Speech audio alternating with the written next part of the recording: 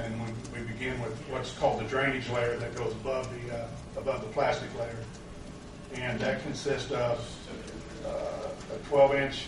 In this case, it consists of a 12-inch sand drainage layer that has a high permeability. Otherwise, liquid can flow easily. Basically, use a number 24 NDOT spec sand, and that sand has to be pre-qualified. And then once we get a satisfactory material, then it's installed in a single lift across the surface of the liner.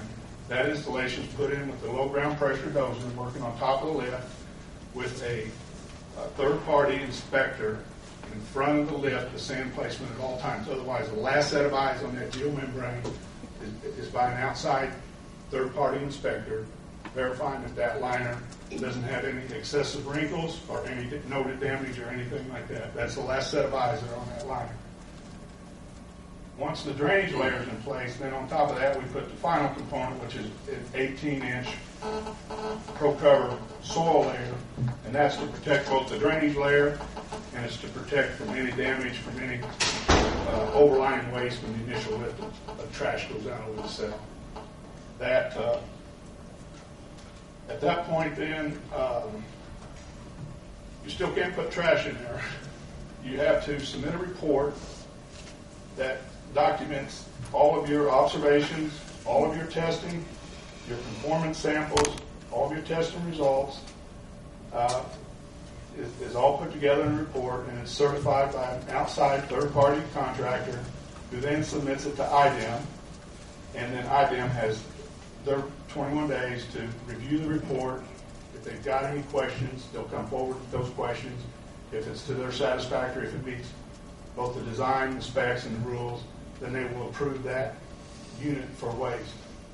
But one final step before you accept any waste in any new unit, you have to also have financial assurance established for that unit for both closure. Otherwise, there has to be financial assurance set aside for if you build a 5-acre cell, you've got to have the money set aside to close that 5-acre cell.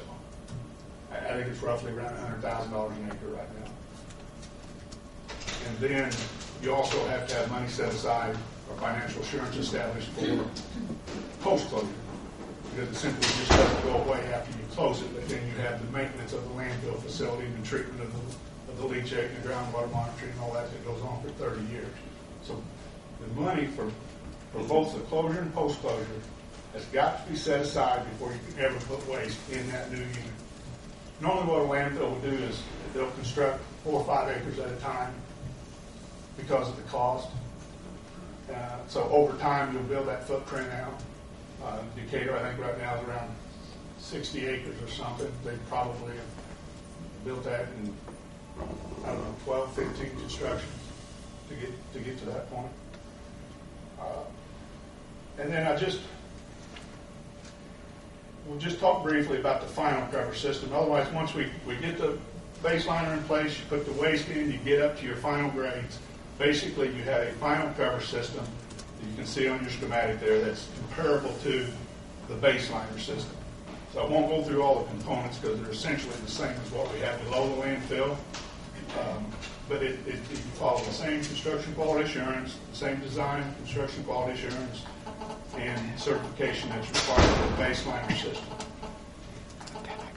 At that point, then, you have to certify the closure just like you have to certify the cell construction.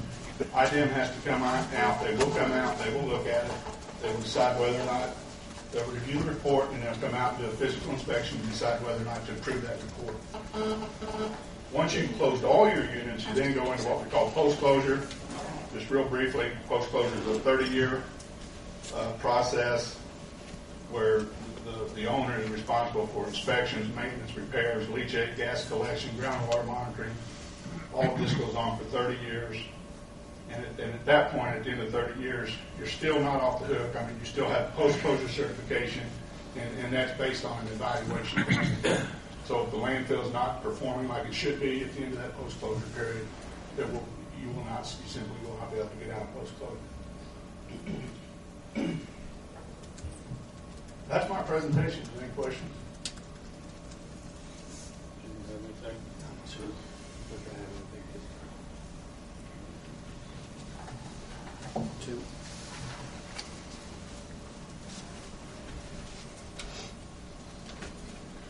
morning. My name is Tim Bannister. I'm a senior hydrogeologist at Andrews Engineering, Indianapolis. And, I've worked on groundwater issues for over 30 years. I've worked at industrial waste sites, I've worked at hazardous waste sites, and I've worked at municipal waste landfills in over a dozen states over those decades. And I want to dispel any misconception that Decatur Hills landfill is the same as a hazardous waste site. I think some of the comments that were made earlier that I've read seem to imply that the Decatur Hills landfill will handle hazardous wastes, or will be very similar to some of the old landfills that Brian alluded to that were not under regulations. Decatur Hills landfill takes municipal solid waste. That's the same waste as you and I put out on the curb every week. Just as wastewater treatment plants are built to handle what is flushed down our toilets, solid waste landfills are built to manage the solid waste that you and I put on that curb every week. The key to the facility is proper management. And I'd like to just briefly kind of give you a picture of how landfills in general are regulated or properly managed here in Indiana. I'm not going to go to the level of detail that Brian went in through. His background is engineering and went through that very well, very, very thoroughly. All landfills in Indiana go through a very rigorous review by the Indiana Department of Environmental Management. They're technical professionals, they're geologists, engineers, environmental scientists. They oversee every aspect of a landfill's life, from the very beginning of the inception and through the permitting process to the construction, as Brian touched on, through the operation and on into the future during the monitoring period. The landfill is required to follow a number of requirements, and the groundwater is a very large part of it. One thing I want to show here is an example of the kind for a landfill permit application. This is before the landfill even takes waste or is even approved for waste. We go through a very detailed analysis of the hydrogeology and the engineering required. And we have a number of binders here that Kurt is holding up. This is just 4 binders for just the permit application alone. So you can see that's a very massive amount of material. It represents a very detailed analysis that we do and that is required. There's also ongoing groundwater monitoring requirements, among other things, to protect the groundwater, and that takes place twice a year. During the landfill's operation, IDEM requires that groundwater monitoring wells, both down gradient, that is downstream, and upstream, or up gradient, if you will, of the landfill are monitored twice a year. Now, currently, or in most landfills, typically, we conduct almost 1,000 analyses, chemical analyses a year, per year for checking groundwater and sometimes surface water in the area. One of the things that came out, I think, in some of the earlier comments, those have been concerned about the position of public water supply wells in the area in relation to the landfill and groundwater flow. And I've got a number of diagrams here that I'd like to go ahead and give you.